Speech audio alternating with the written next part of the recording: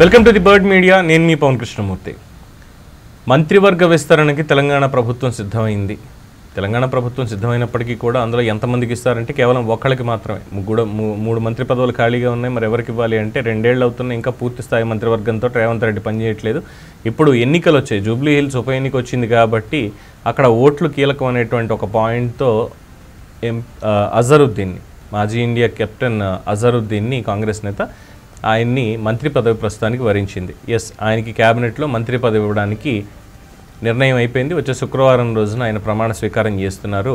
But ఆయన MP అని వస్తుంది. ఓకే, ఎంపీ కాదు, ఎమ్మెల్యే కూడా కాదు, ప్రస్తుతానికి ఎమ్మెల్సీ కూడా కాదు. కనీసం కేవలం గవర్నర్ కోటాలో ఎమ్మెల్సీ పదవికి ఆయన నామినేట్ చేశారు. గవర్నర్ ఇంకా దాన్ని అప్రూవ్ కూడా చేయలేదు. అయినప్పటికీ కూడా ముందుగా ఆయనకి మంత్రి పదవి ఇచ్చేస్తే సరిపోతుంది.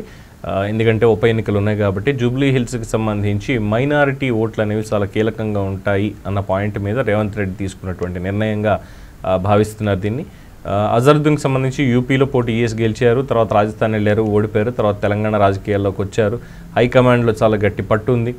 జూబ్లీ హిల్స్ ఉప ఎన్నికలో నేనే పోటీలు ఉంటాను అని చెప్పి రాహుల్ గాంధీ నాకు ఆల్రెడీ మాట ఇచ్చేశారు అంటే ఏకంగా డైరెక్ట్గా సోనియా గాంధీ, రాహుల్ గాంధీతో ఉన్నటువంటి ఫోటోలని ఆయన షేర్ చేసి సంచలనం రేపారు. తీరా చూస్తే నవీన్ యాదవ్కి వెళ్ళింది. సో బుజ్జగించాలి కాబట్టి ఇక్కడ. రెండోది ఏంటంటే మైనారిటీలకు సంబంధించి ఏ ఒక్కరూ కూడా ప్రస్తుతానికి క్యాబినెట్లు లేరు కాబట్టి, సో ఇప్పుడు దాన్ని కూడా రాజకీయ వ్యూహంలో భాగంగా, ఆ సమీకరణాల్లో భాగంగా ఆయనకి మంత్రి పదవి ఇచ్చేస్తే జూబ్లీ హిల్స్ ఉప ఎన్నికల్లో ఇదిగో మీ మైనారిటీని మంత్రిని చేసాం, కావాలంటే చూడండి, ఇది మా నిబద్ధత అని చెప్పుకుని ఓట్లు అడగవచ్చు అన్న ఎన్నికల స్ట్రాటజీ అయితే ఇందులో చాలా స్పష్టంగా కనిపిస్తోంది. ఆయన కేపబిలిటీ ఏంటి అనే దాని మీద పెద్ద కామెంట్స్ చేయాల్సినటువంటి పని లేదు, అది వేరే విషయం. సో రేపు శుక్రవారం రోజు ప్రమాణ స్వీకారం, హైకమాండ్ కూడా వచ్చేటువంటి అవకాశం ఉందని చెప్పి తెలుస్తున్నటువంటి అంశం.